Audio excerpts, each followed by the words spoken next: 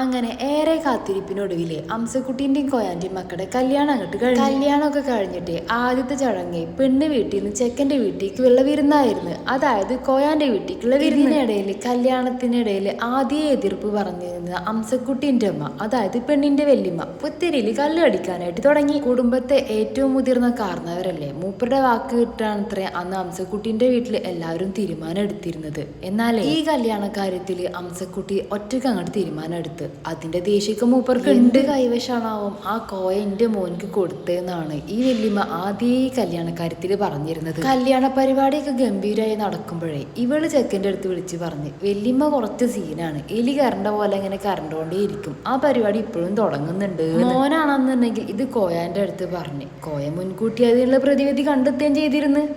അങ്ങനെ എല്ലാവരും കോയാന്റെ വീട്ടിലേക്ക് വിരുന്നിന് പോകാൻ നിൽക്കുമ്പോൾ വല്യമ്മ ഒരു വഴിക്ക് അനങ്ങുന്നില്ല, വരില്ല എന്നുള്ള പിടിഭാഷയിൽ എന്നെ നിൽക്കുക. അംസക്കുട്ടി ഒരു വിധത്തിൽ കയ്യും കാലൊക്കെ പിടിച്ചിട്ട് ഉമ്മാനെ വിരുന്നിന് കൂട്ടിക്കൊണ്ടുപോയി. അവിടെ പോയി ഭക്ഷണം കഴിക്കാൻ ഇവര് വലിയ ഇറച്ചിക്കാരെന്നൊക്കെ പറഞ്ഞിട്ട് ഇവരോടെ ഈ ബീഫിന്റെ അച്ചാർ മാത്രമേ ഉള്ളൂ, വേറെ മീനോ കാര്യങ്ങളോ ഒന്നും ഇല്ല. ഇത് കേട്ടതും കോയ മുൻകൂട്ടി എടുത്തു വെച്ച ആ പ്രതിവിധി ഇല്ലേ, അതായത് ചിക്കൻ അച്ചാറിട്ട് വെച്ചിരുന്നു, അത് വല്യമ്മാന്റെ അടുത്ത് കണ്ടു കൊടുന്ന് വെച്ചു കൊടുത്ത്.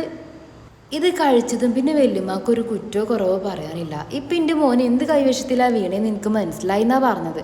അപ്പം നമ്മുടെ ബീഫ് അച്ചാറിനെ ആരും മറക്കണ്ട, അപ്പം നമ്മളെ ഫോളോ ചെയ്യാൻ മറക്കണ്ട.